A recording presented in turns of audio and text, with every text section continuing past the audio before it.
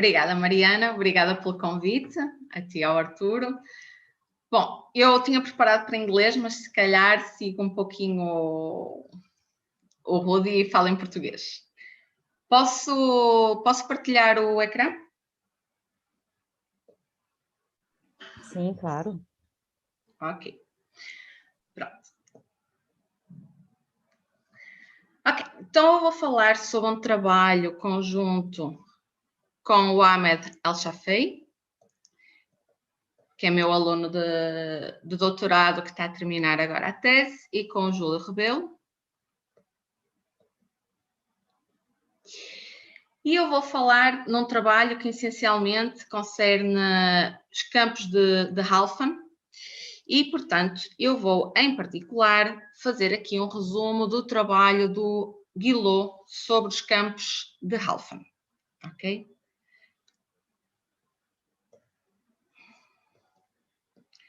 Trabalho de Guillot sobre aquilo que eu chamo os campos clássicos de Halfan.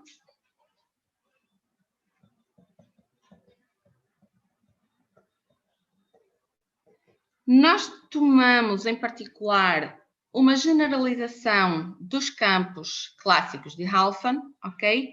Então, numa segunda parte da palestra, eu vou apresentar as motivações para tomar ou para considerar, em particular,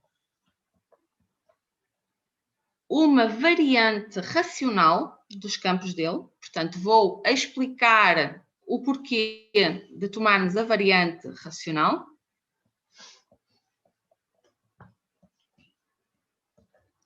E depois, finalmente, vou apresentar alguns resultados.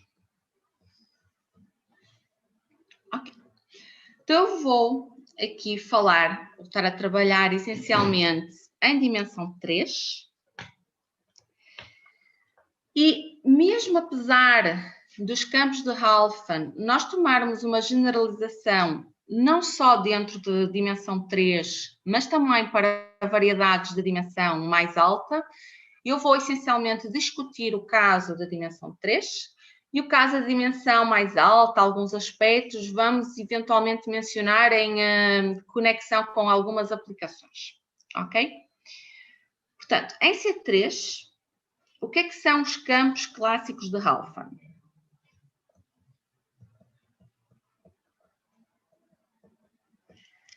São os campos da seguinte forma. Vou escrever mesmo o campo, α1 Z1 quadrado, menos 1 menos α1 multiplicado aqui Z1, Z2, mais Z1, Z3, menos Z2, Z3, DDZ1. Nas outras componentes, o aspecto é mais ou menos semelhante, α2, Z2, menos 1 menos α2, e aqui o sinal troca de posição, Z1, Z2, menos Z1, Z3, mais Z2, Z3, DDZ2 e mais α3, Z3 quadrado, 1 menos α3 e volto a trocar de posição o sinal. Z1, Z2 mais Z1, Z3 mais Z2, Z3. Portanto, os campos de Halfan são estes campos a menos de mudança de coordenadas linear.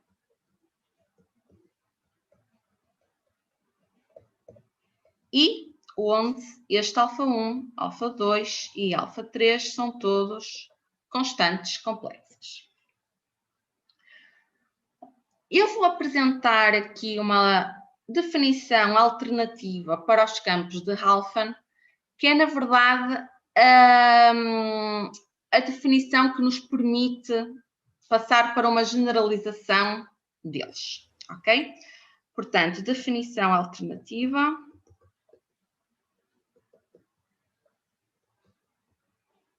Aqui permitindo, então, as generalizações.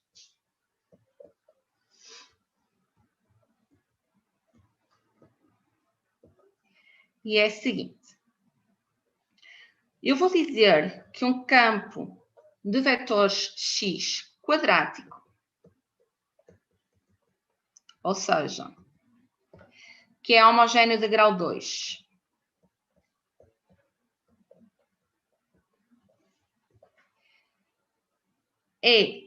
portanto, em C3, é campo de Halfman se satisfizer a seguinte relação.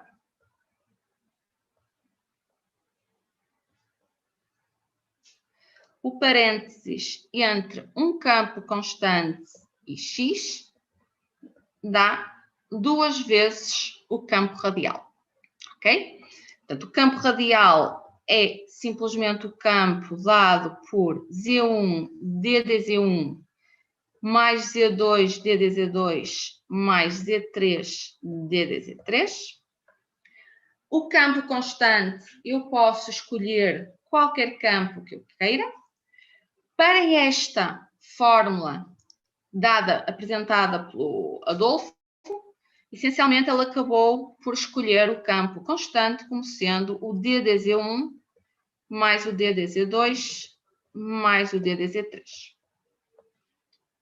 Ok? Bom, então, quando eu olho para esta forma de pensar nos campos de Halfman, sendo tanto o campo constante quanto o campo x homogéneos, eu tenho mais duas relações a serem satisfeitas. Portanto, tenho que o parênteses entre o radial e o constante fica menos constante. O parênteses entre o radial e o x, sendo x homogéneo de grau 2, dá o próprio x. E como tenho ainda a condição que constante com x dá 2 vezes o radial, estas três condições juntas acabam por me dizer que este trio de campo de vetores gera a álgebra de Lie de SL2C. Ok? Portanto, R, C e X geram a álgebra de Lie SL2C. Ok. Então, por diferentes motivos, alguns dos quais eu vou mencionar já a seguida, aqueles campos de Halfman que nos interessam são os campos semicompletos, ok? Portanto, os mais interessantes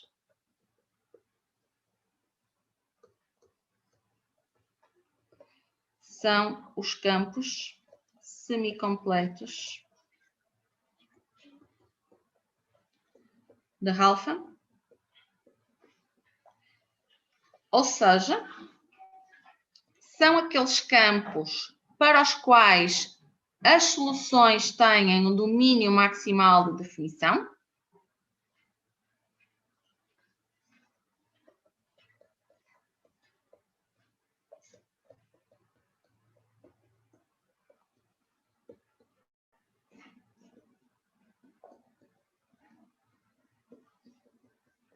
Em C, naturalmente, ok?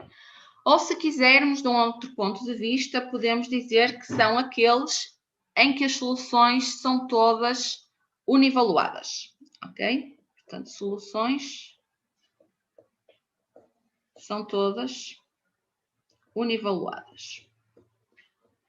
Portanto, dentro das soluções não nos pode aparecer raízes, não nos podem aparecer logaritmos, essas são multivaluadas e, portanto, os campos correspondentes já não serão semicompletos. Ok, então, razões pelas quais nós queremos essencialmente campos semicompletos. Posso apresentar aqui diferentes razões. Por exemplo, uma das razões é que alguns destes campos semicompletos, eles aparecem no contexto de física matemática, ok? Portanto, alguns dos campos semicompletos aparecem no contexto de física matemática. Por exemplo, eu posso pensar na redução das equações de autodualidade. Desculpem.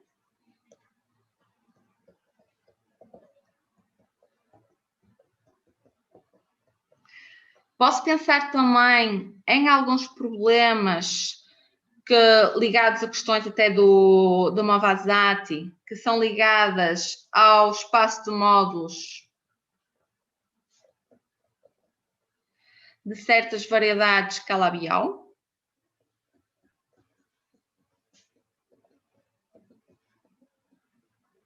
E aparecem, por exemplo, também em teoria de números. Ok? E aí, como exemplo, eu posso dar as funções PQR de Ramanujan.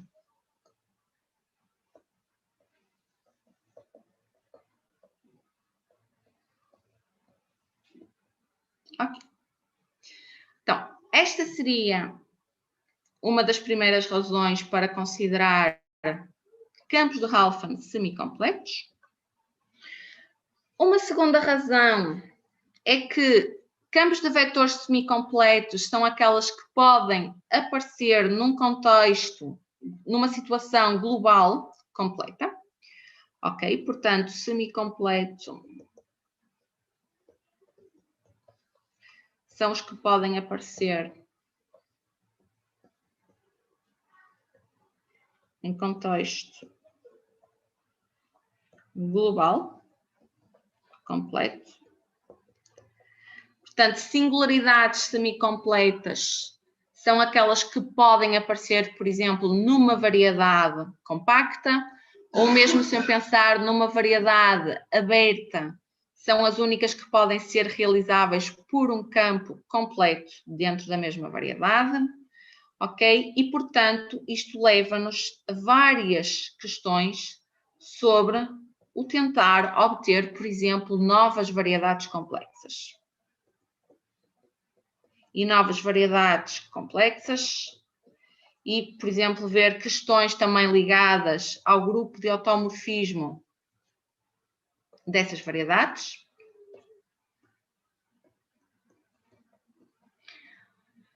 E eu posso até mencionar, no caso dos campos de vetores de Halfand clássicos, por exemplo, o Adolfo, ele mostrou que aqueles que eram semicompletos, ele conseguiu globalizá-los, ok? Portanto, realizá-los numa variedade de dimensão 3, como campos completos. O que é essa variedade de dimensão 3 não tem qualquer hipótese de ser Keller. Ok? Dada a natureza dos campos. Tá bom? Então, as variedades onde ele conseguiu realizar os campos, elas são genuinamente variedades novas. Tá bom? Então, essa é outra das motivações, tentar obter variedades diferentes, variedades novas. E ainda uma terceira questão sobre a qual eu me vou debruçar mais agora na palestra é que os campos semicompletos de Halfand, eles acabam por estar em conexão, tá, com a teoria dos grupos fuchsianos ou kleinianos.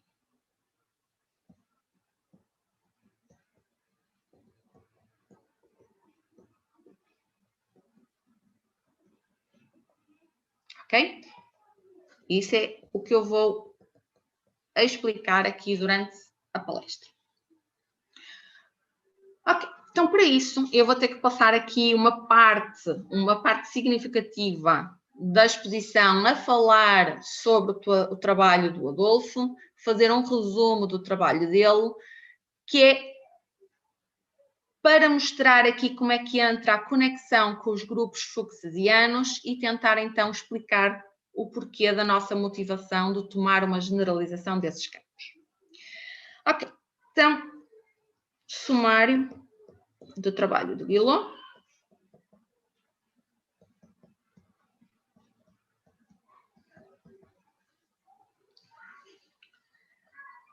Vou tomar, então, X como sendo um campo semicompleto de Halfman em C3.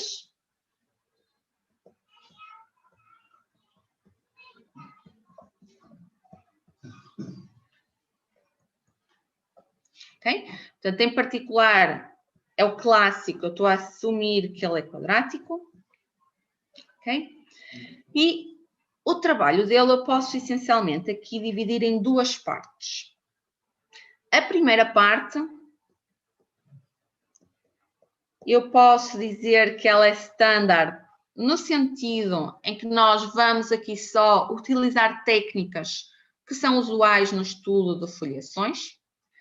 Então, nesta primeira parte, com essas técnicas, nós vamos deduzir condições necessárias para que aqueles campos de Halfman sejam semicompletos.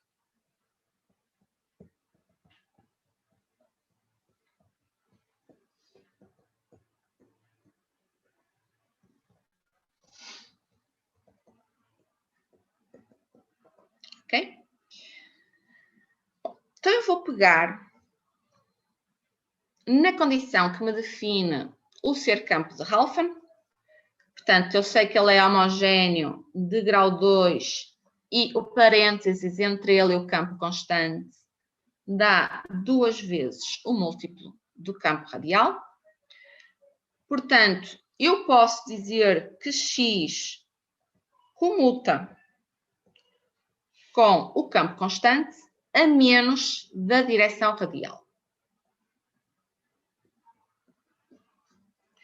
O que é que isso nos faz esperar? Faz-nos esperar o seguinte: se eu pegar no campo X, ou até mesmo no trio de campos, X, Y, X, C e radial, e se eu tomar um blow-up na origem, vou-me focar no blow-up do campo X, mas vou usar os outros também como auxiliares. O que é que eu estou à espera de obter por esta relação? Estou à espera que sobre o divisor excepcional, a foliação induzida por X seja transversa ao campo constante, ou à foliação induzida pelo campo constante. Bom, e de facto, fazendo blow-up, obtenho aqui o CP2.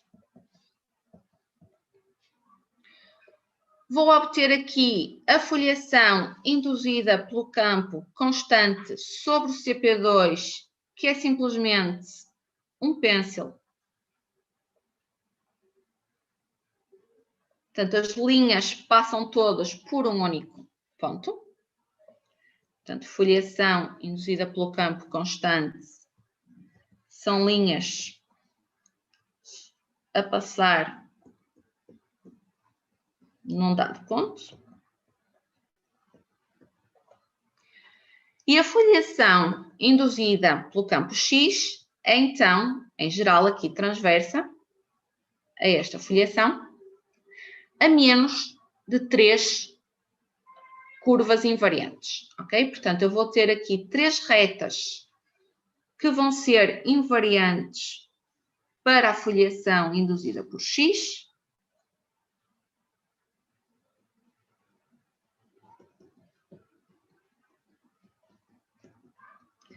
E fora dessa reta, tudo é transverso ao pêncil, ok?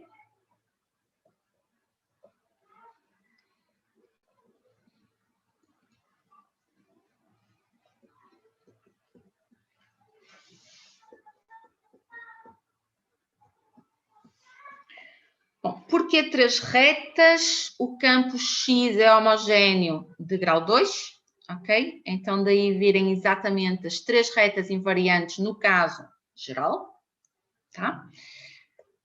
E posso ainda também dizer que sobre cada uma dessas retas, portanto, este ponto de interseção aqui é um ponto singular para a foliação induzida por X e tenho mais 2 pontos sobre cada uma das outras 2 retas invariantes.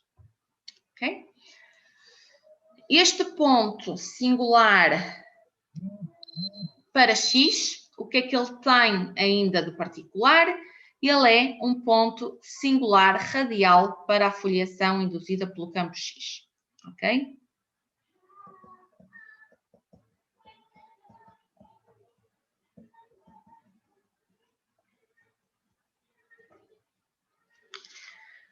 Ok. Então, posso agora chegar a esta figura e dizer o seguinte. Bom, vou considerar agora tudo dentro do CP2, vou estar a olhar para já dentro do divisor excepcional e vou considerar um blow-up neste ponto singular. E com isso, eu vou acabar por obter um CP1 bundle sobre o CP1. Tá? Portanto, tenho aqui o CP1 que resulta do blow-up do ponto singular. Tenho as fibras que vêm do campo constante. E, bom, vou ter as tais 3 fibras invariantes para a foliação induzida pelo campo X e fora daí tenho transversalidade. Ok? Portanto, a foliação induzida por X, de facto, é uma foliação de Riccati.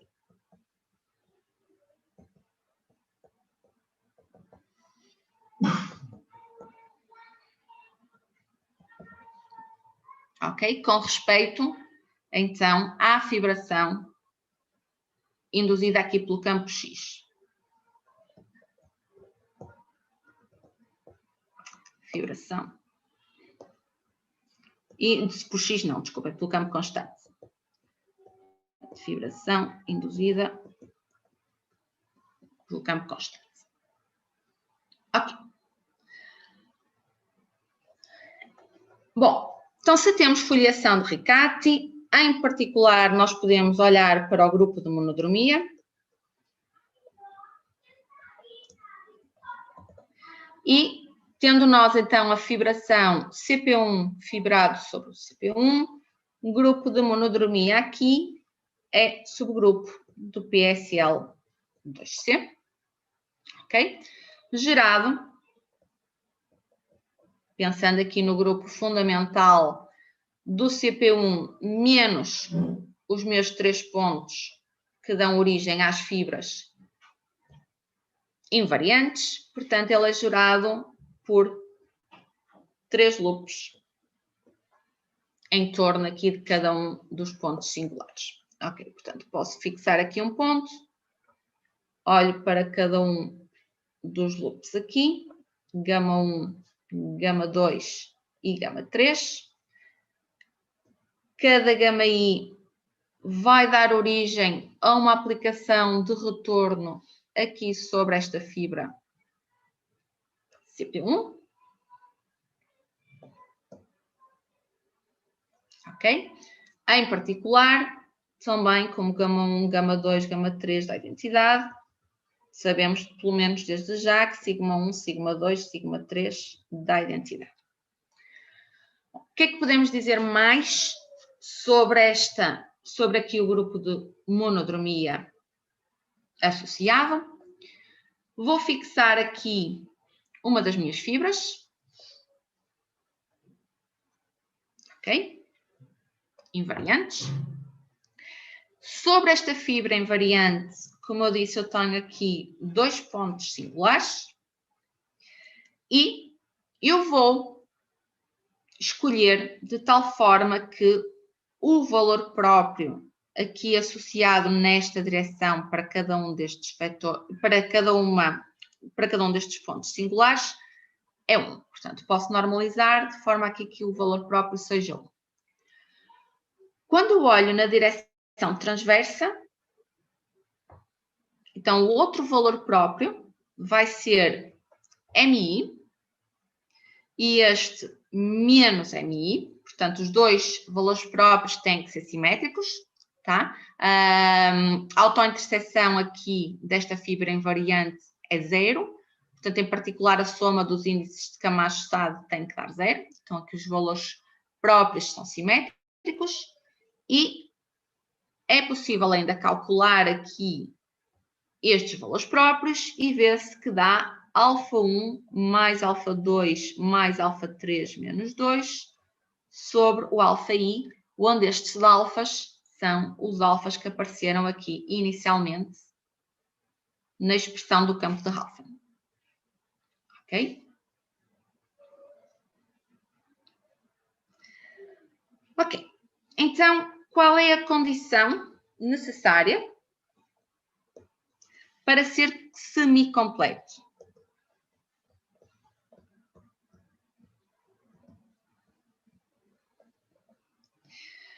Portanto, usando aqui ordens assintóticas, podemos ver que estes MIs têm que ser todos inteiros. Portanto, esta é a condição necessária para ser semi-completo. Então, o que é que concluímos para já?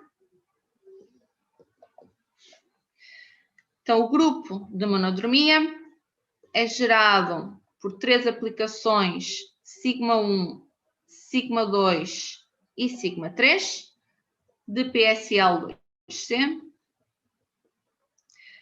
tais que sigma1, M1, sigma2, M2, sigma3, M3 e também, como vimos acima, sigma1, sigma2, sigma3, todos dão a identidade. Ok. Então, temos agora aqui 3 possibilidades, 2 delas relativamente fáceis, situações relativamente fáceis de descrever, a outra, essa sim, mais complicada. Então, quais são as possibilidades? Elas estão relacionadas com a seguinte soma. Olho para 1 sobre M1 mais 1 sobre M2 mais 1 sobre M3 e tenho diferentes situações conforme esta soma é superior a 1, igual a 1 ou inferior a 1. Então, por exemplo, no caso em que a soma é superior a 1, o grupo de monodromia gama é um grupo finito. Ok? Portanto, em particular, todas as folhas vão intersectar a fibra um número finito de vezes e, em particular, todas as folhas da foliação de Riccati são compactas.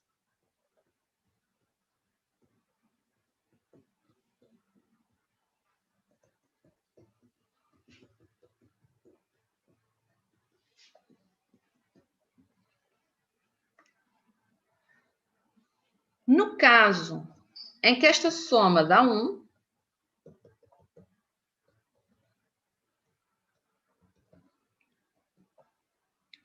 então só temos 3 soluções possíveis para estes parâmetros, ok?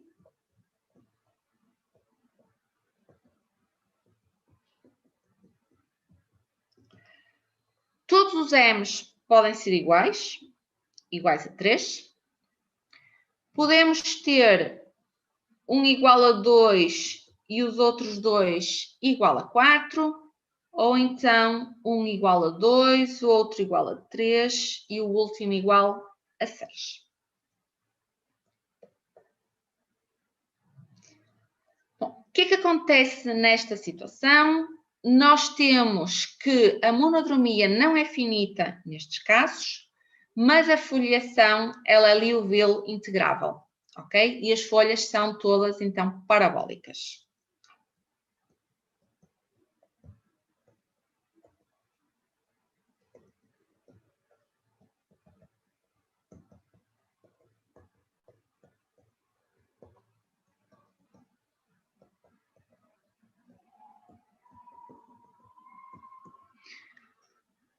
O caso que é mais interessante é exatamente o caso em que esta soma é menor que 1.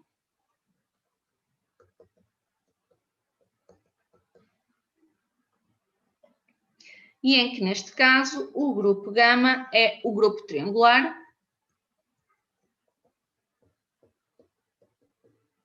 M1, M2, M3.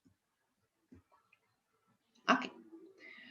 Então, o grupo gama é um grupo discreto. Ele é o único a menos de conjugação.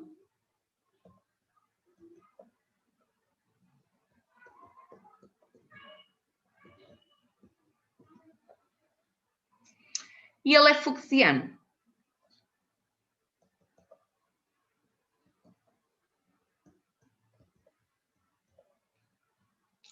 Portanto, na verdade, ele é mesmo um subgrupo do PSL 2R, que deixa, portanto, se olharmos para a ação do grupo em CP1, ele deixa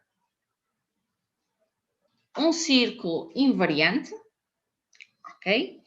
E age de forma independente em cada um destes dois discos que aparece aqui em separado, ok?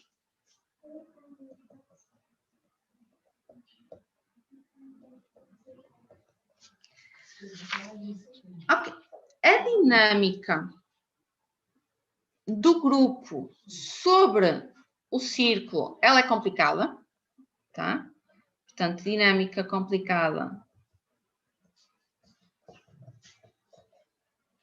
em S1, sendo que o S1 é o limite set dessa dinâmica. E sobre cada um dos discos, a ação é propriamente descontínua.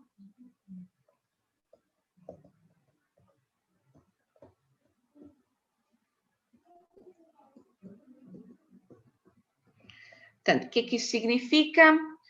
Temos que a ação é livre, portanto, nós não temos pontos fixos, ok?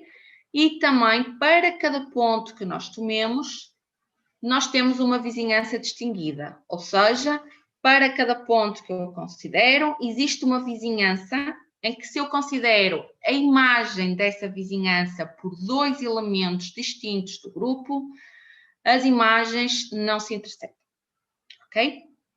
Então, com isso, eu posso olhar para o disco concentrado pelo grupo e obtenho aqui uma superfície de Riemann.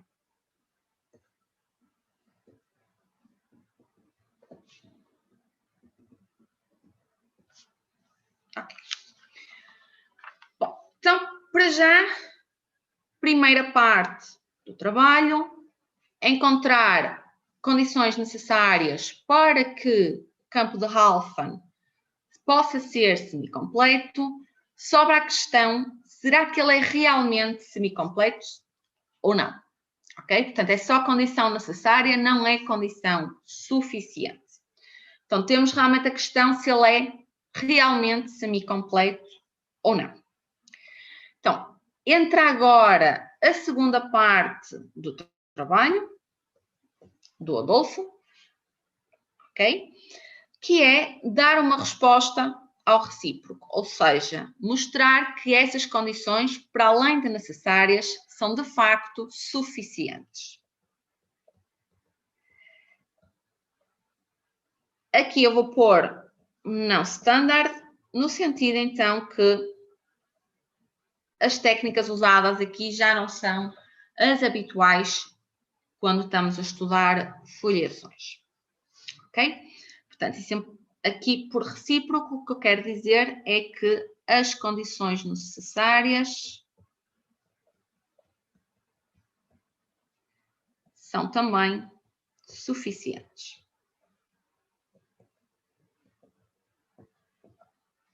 Okay. Então, eu vou aqui descrever o argumento.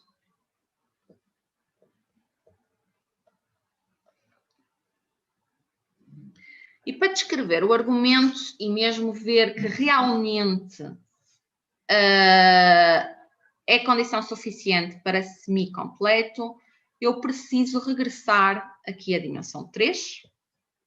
Ok? Portanto, não basta olhar só dentro do divisor excepcional, só para aquela foliação de Riccati. Portanto, essencialmente, o que eu tinha dentro do CP2 era um CP1 bundle sobre o CP1.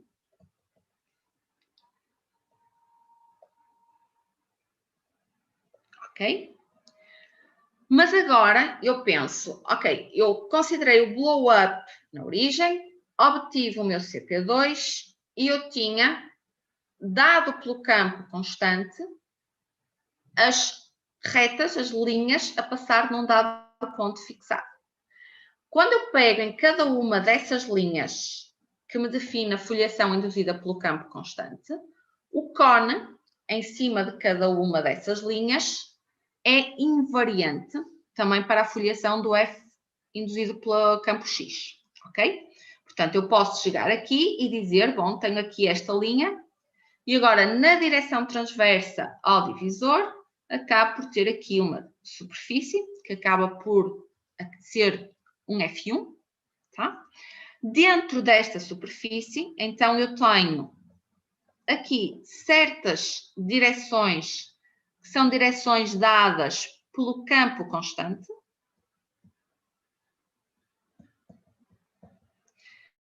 E aqui outras direções que são dadas pelo campo radial.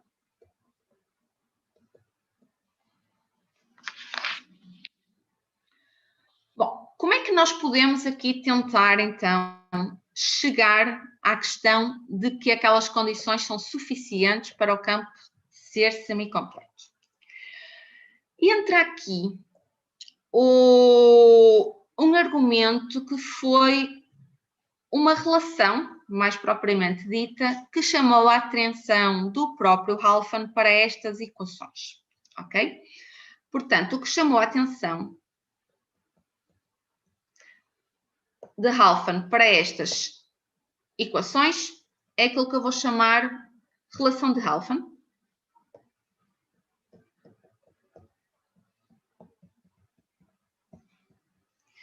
E que é o seguinte: se eu tenho φ, que é uma solução da equação de Halfan, se eu tomar φ tilde como sendo 1 sobre Ct mais d ao quadrado, φ anterior em At mais b sobre Ct mais d, menos C sobre Ct mais d, esta também é a solução do campo de Halfan.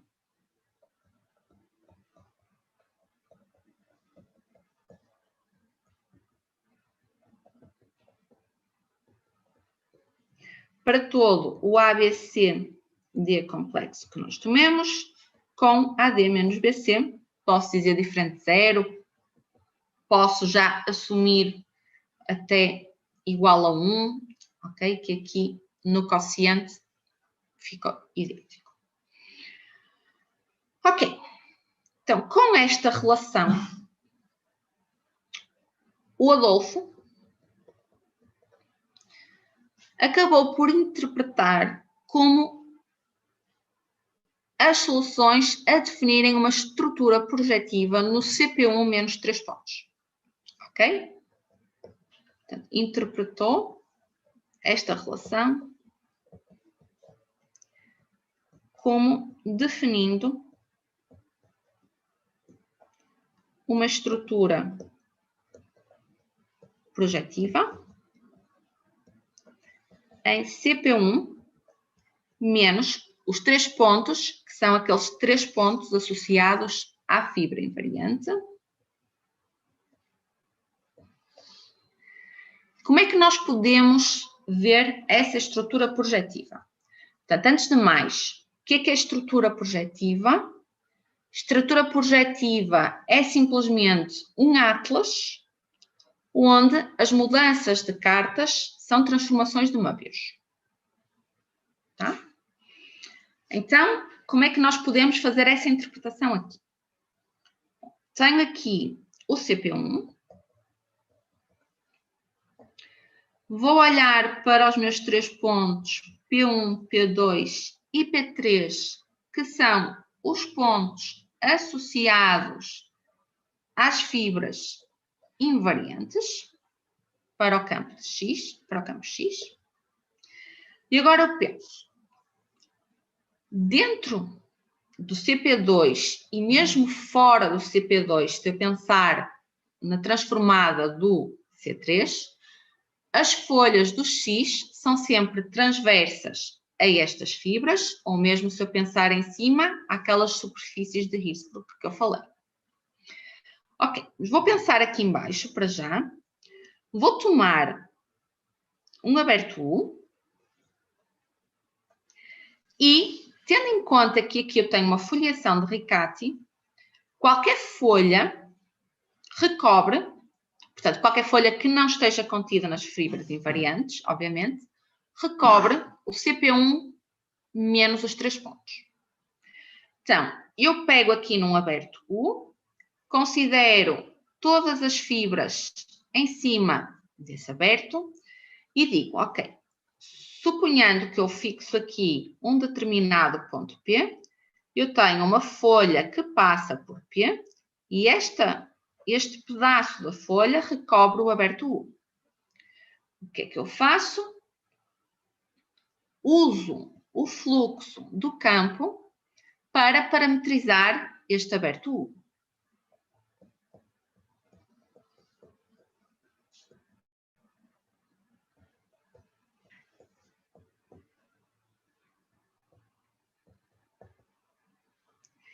E com isso, eu acabo por obter uma coordenada para U,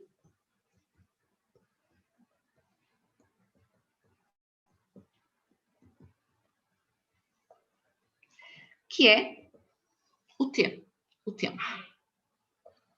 Ok?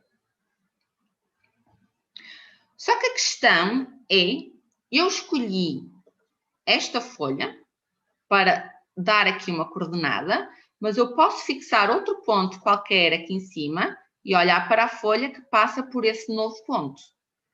Isso dá-me outra coordenada. Ok? Então, eu faço isso para cada folha. Neste aberto U, eu obtenho uma série de coordenadas, mas graças a esta relação aqui, eu sei que a coordenada T grande aqui embaixo está relacionada com a coordenada T pequeno aqui em cima. De que forma? Através de uma transformação de Möbius. Ok? Então, de facto, aqui eu tenho que a parametrização obtida por duas folhas diferentes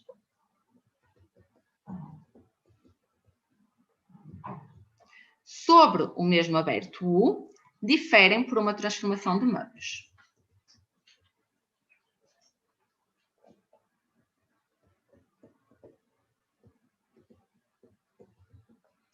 E, portanto, o que eu obtive realmente foi uma estrutura projetiva no CP1 menos os 3 pontos.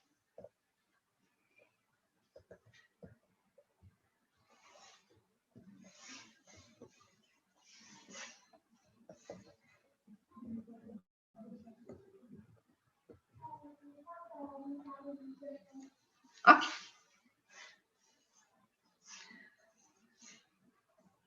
De seguida, então, parte importante, o campo de vetores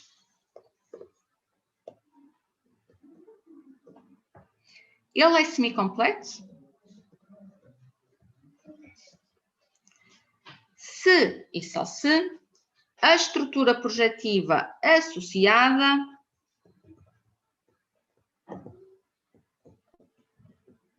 é aquilo que nós chamamos uniformizável.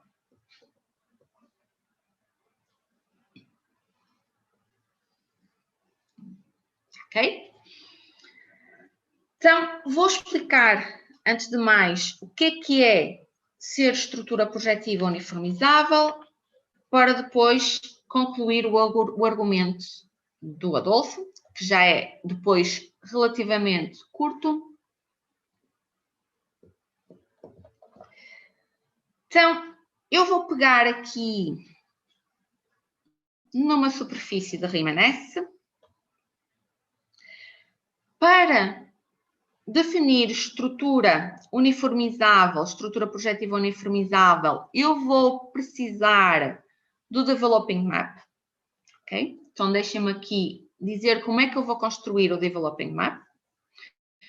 Portanto, tenho a minha superfície de Riemann S e eu posso dizer o seguinte. Pego aqui num determinado aberto U e tenho aqui uma carta para o U. Ok? Exatamente como acima.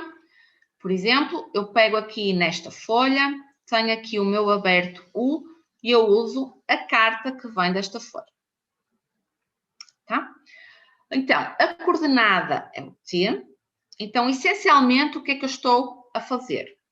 O meu φ1, que eu estou a definir aqui como carta inicial, acaba por ser a inversa de uma solução.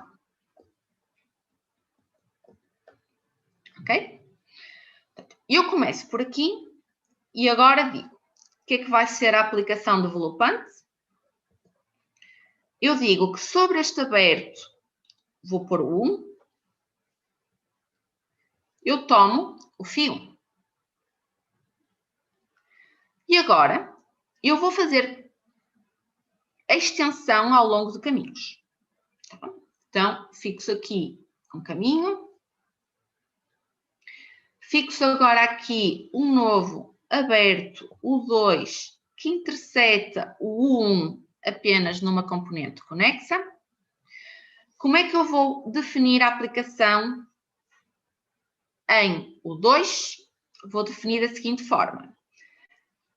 Eu tenho uma estrutura projetiva de forma que na interseção, se eu pegar em φ1 e em φ2, cartas em U1 e em U2, se fizer φ1 menos, composto com φ2 menos 1, isto é uma aplicação de Möbius.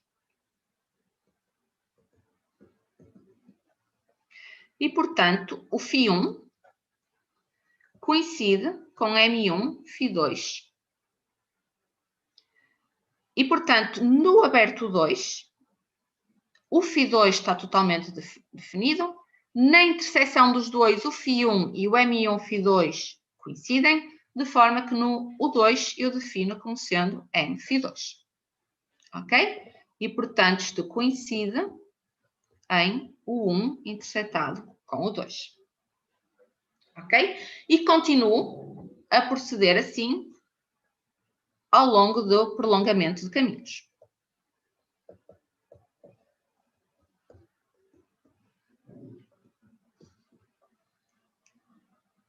Onde é que está bem definido esta aplicação developante? Bom, eu posso considerar aqui um loop e quando regresso aqui no final, eu já não tenho a mesma aplicação, que é inicial, ok? Portanto, a aplicação developante, ela está de facto bem definida, não é em S, mas é no monodromy covering do S, ok? No recobrimento de monodromia.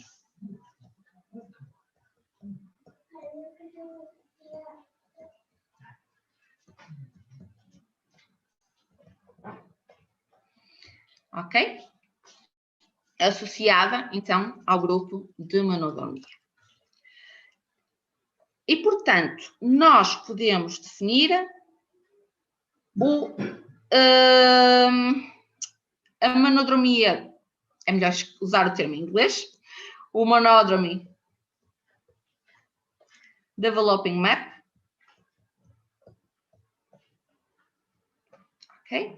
Que eu vou chamar DevMu, que está definido, então, no recobrimento da monodromia de S, ok? E vai, bom, posso dizer em C ou posso dizer em CP1, estas cartas eu também poderia dizer que estavam aqui em CP1. Ok, então, definição, uma estrutura projetiva em S diz uniformizável se o monodromy map é injetivo.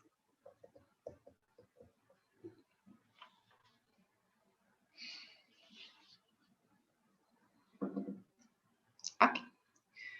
Agora, duas observações.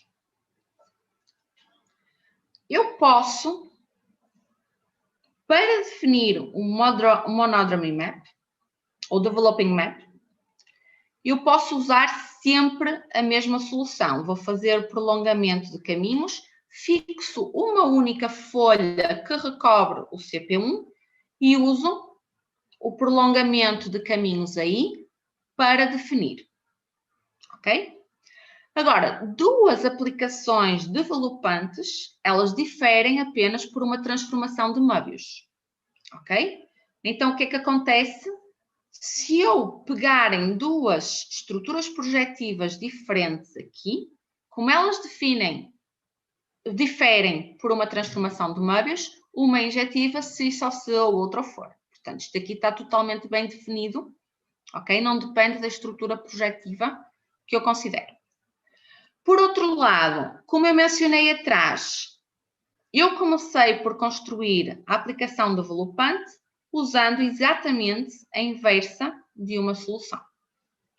E, portanto, para o campo ser semicompleto, para as soluções serem univaluadas, realmente a estrutura projetiva tem que ser uniformizada. Tá? Ok. Então, o Guillot, o que é que ele fez? Ele calculou a estrutura projetiva associada àqueles campos.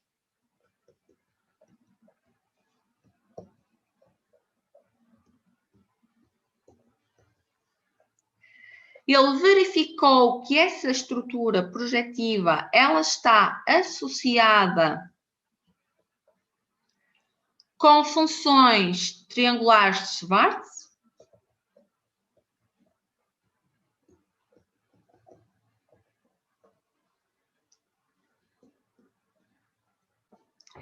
E essas soluções dadas por Schwarz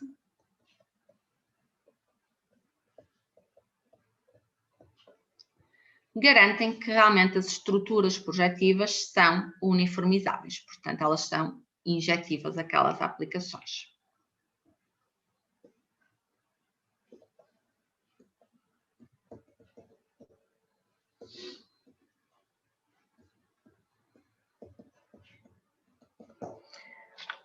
Ok, então temos aqui como corolário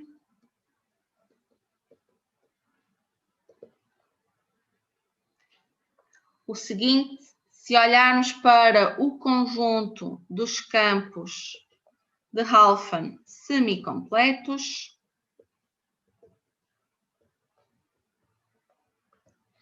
eles estão aqui totalmente em correspondência com os grupos triangulares.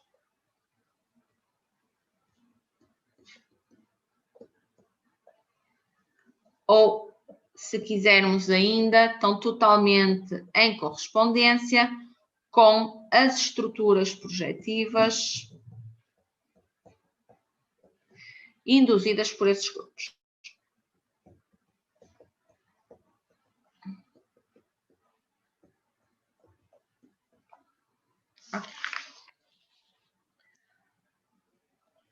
Então, resumo do trabalho do Adolfo está: qual é o nosso propósito?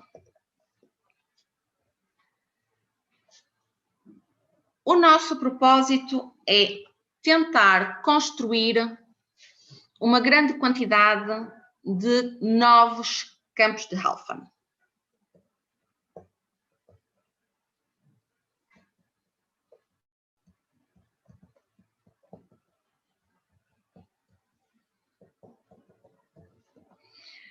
Ok?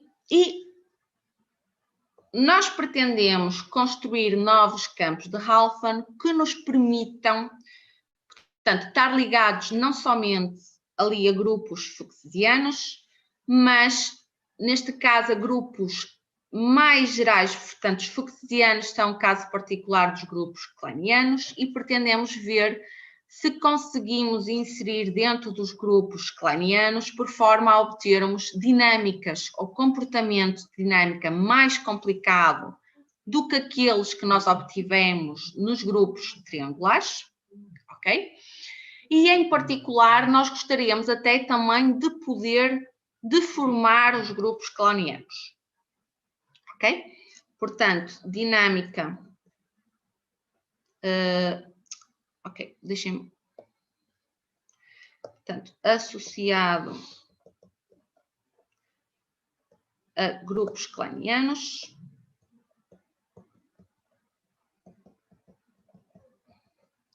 Aqui com dinâmica mais complicada que os grupos triangulares. Estes são realmente os que têm a dinâmica mais simples. Queríamos saber se é possível obter campos de Halfman associados a grupos com dinâmica mais complicada e grupos kleinianos que possam ser deformados. Bom, isso permite-nos, em particular, vamos tentar ver se conseguimos obter até famílias de campos de vetores de Halfman, portanto, famílias contínuas de campos, para tentar obter o maior número, por exemplo, de variedades não keylerianas novas. Tá? Portanto, essa é um dos nossos objetivos. Ok. Portanto, possivelmente mais famílias, mais variedades não Keller novas. Ok. Observações com relação ao nosso objetivo.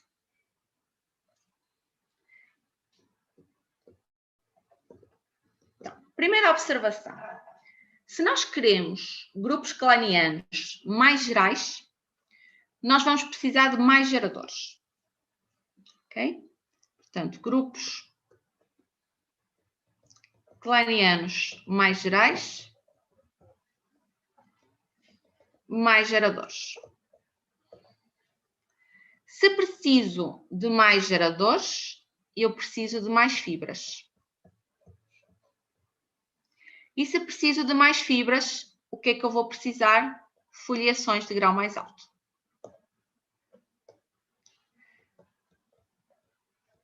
Mariana, como é que eu estou em termos de tempo? Olha, Helena, acredito que mais uns 5 minutinhos. É? Ok, tá bom. Sim, senhora. Tá? Obrigada. Tá.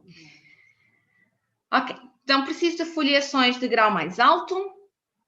Segundo lugar, qual é o meu problema de ter foliações de grau mais alto? Se eu tenho grau mais alto, em geral, eles não são semicompletos, ok? Os meus campos. Portanto, um dos nossos requisitos acaba por falhar, mas ao mesmo tempo eles também não geram a álgebra do SL2C. Ok? Portanto, volto a ter aqui outro problema. Então, como é que nós conseguimos resolver esse problema? Quer de não termos campos semicompletos e mesmo assim ainda poder gerar a álgebra do SL2C, é usar campos racionais. ok? Muito bem. Campos racionais. Bom, continuam a definir foliações holomorfas. Temos vários exemplos de campos racionais já interessantes, portanto, não temos que nos prender a campos polinomiais.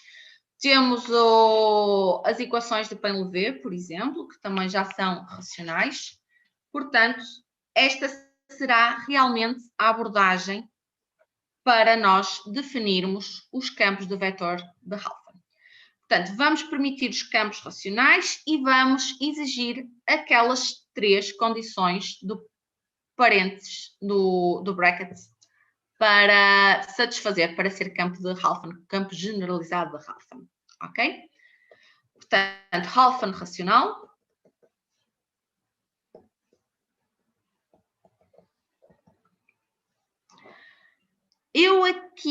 Nós usamos sempre o campo, desculpem, constante, como sendo o DDZ1, ao contrário do Adolfo, e nós obtivemos, então, essencialmente a seguinte expressão: os campos têm que ter a forma 2 sobre F, multiplicado aqui por Z1 quadrado, F sobre 2 mais G1, DDZ1, e aqui, bom, se eu considerar até em dimensão mais alta, eu obteria aqui Z1, ZI, mais uma função GI, DDZI, onde o F é polinômio de homogéneo de grau D-2, todos os GIs são polinômios homogéneos de grau D,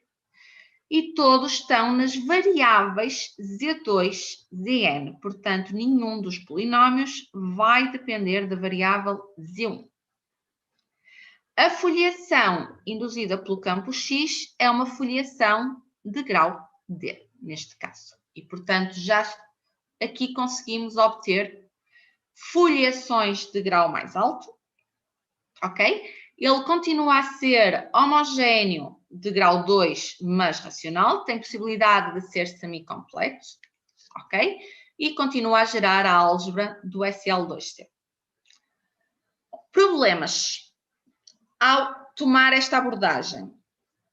Os cálculos do Adolfo, valores próprios, as fibras invariantes, tudo fica relativamente fácil. Aqui começa a complicar. Aqui nós temos que controlar a posição das fibras invariantes, porque nós aqui, a foliação sendo de grau D, nós vamos ter D mais uma fibras invariantes. Sobre cada uma delas temos que tentar saber os valores próprios, sem falar então depois ainda no cálculo da estrutura projetiva. Então, tudo aqui fica muito mais complicado. O que é fácil? O que é fácil, ok, é construir estruturas projetivas uniformizáveis, ok, sobre superfícies de Riemann, que não têm necessariamente que ser o CP1 menos um número finito de pontos. Isto é graças ao teorema de uniformização simultânea de Bers. Ok? Portanto, isto é o que é fácil construir e, portanto, o nosso trabalho, essencialmente, é fazer o seguinte. Ou foi fazer o seguinte. Construir o inverso da associação do Adolfo. Ou seja, o Adolfo pegou em campos de Halfven semicompletos, ele associou estruturas projetivas uniformizáveis. No caso dele foi em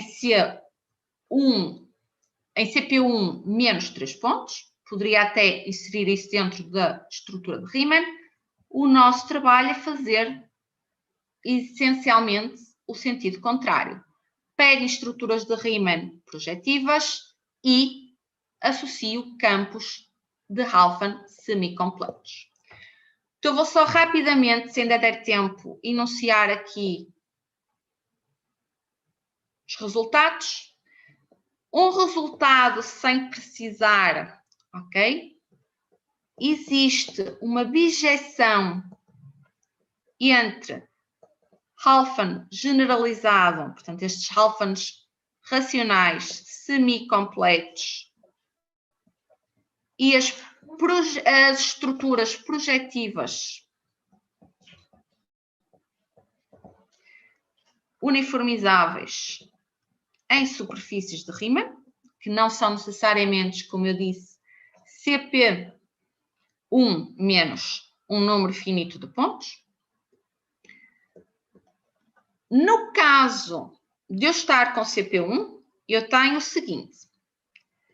Para cada estrutura projetiva uniformizável em CP1 menos K pontos,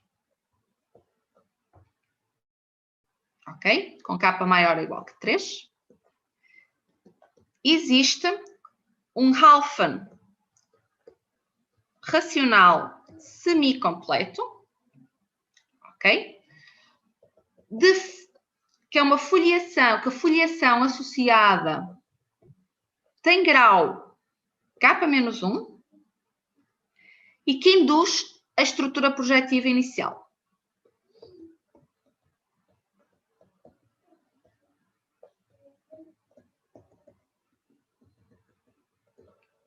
Ok?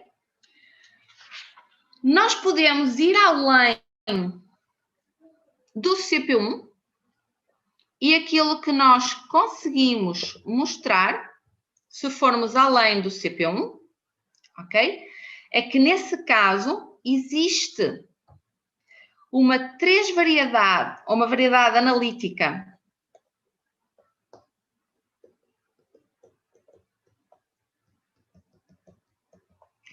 dimensão 3, que é singular, equipada também com um trio de campo de vetores C, R e X, que são fidedignos aos campos constante, radial e o campo de Halfman, ok? Portanto, eles generalizam esses campos atrás e que induzem, ok? Uma estrutura ou a estrutura projetiva inicial fixada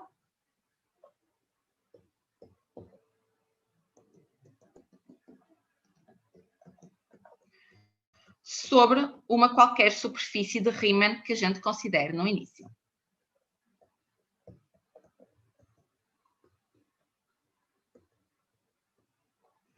S menos K pontos. Ok, eu fico por aqui, já passei além do tempo, penso eu.